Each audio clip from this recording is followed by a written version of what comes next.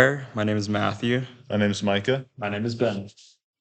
So our problem is bar regulation, efficiency, and labor costs. Bartenders tend to balance a lot of drinks when it's a busy night, and it's really hard to regulate the amount of pour you have for a 1.5 fluid ounce shot every single time, and you could actually get in trouble in the United Kingdom for underpouring or overpouring a shot.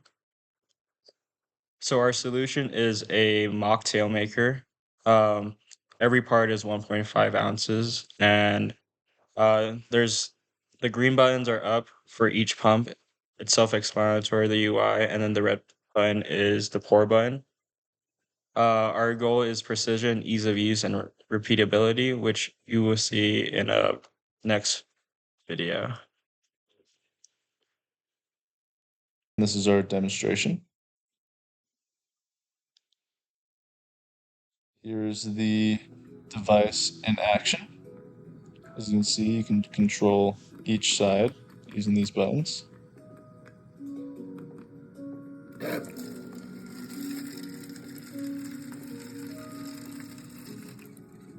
Pours, and then the linear actuator lowers the whisk to mix it.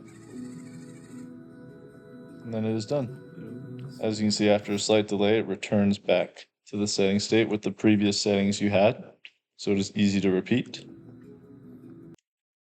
In our next video, we can show how precise it is. So we just insert one part, weigh it, and you see is within 2 ounces, or within 2/100ths of an ounce to a shot. And then we do it again to show the preciseness, and it is within 1/100th of an ounce to a shot.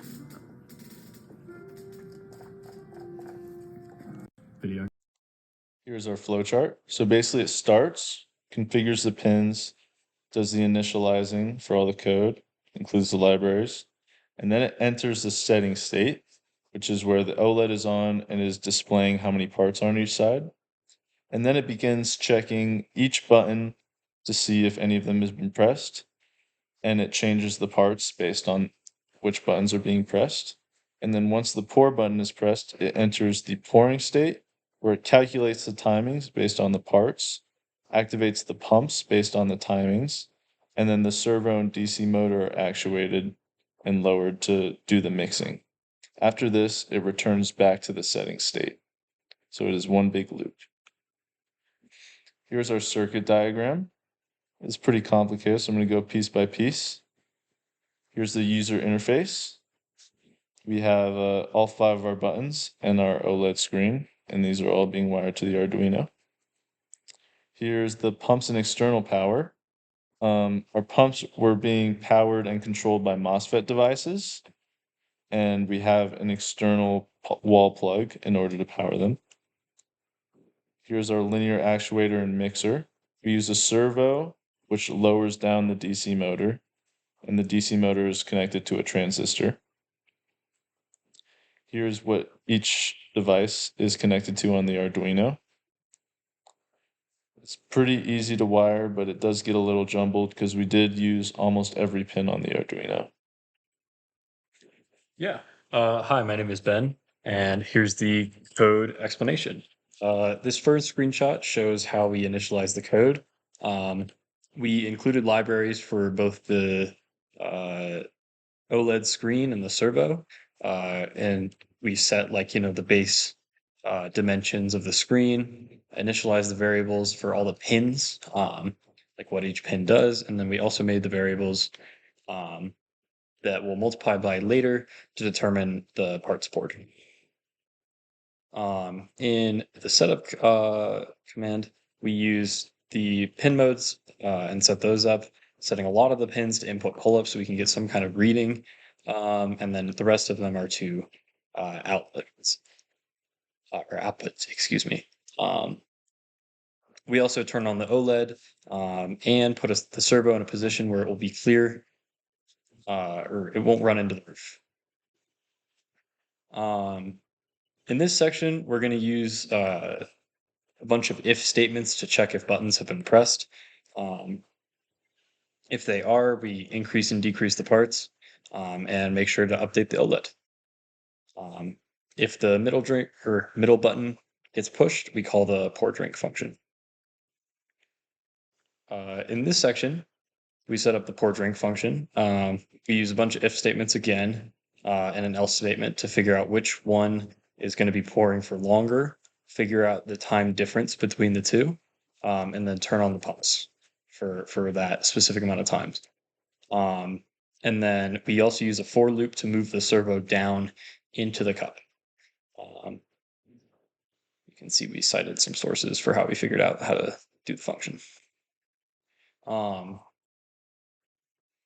In this section of the code, we move the servo back up using another for statement, making sure to use the serial monitor to tell what's actually happening.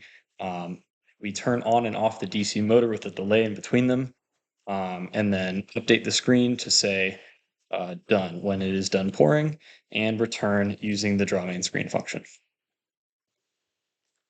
For the main OLED screen function, this is the draw main screen, and this is how we're updating this, the OLED screen to show how many parts are in.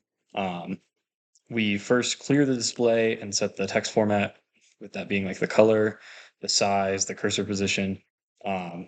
Then we set up the cursor and placement on each side, call it the OLED.display command to print it on there. And then, yeah, that's all for this function. You can see some more resources that we used to both set up the OLED physically and software component. For the status OLED function, which is right below that one, this is what we use to write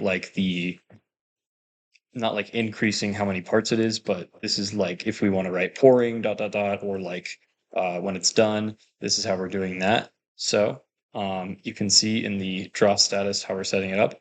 Message is the message we actually want to print, and we're doing pretty basic, similar to the last one, setting up the color and the size and the cursor placement, and then just using a MSG/message variable to figure out what we want to say for each thing.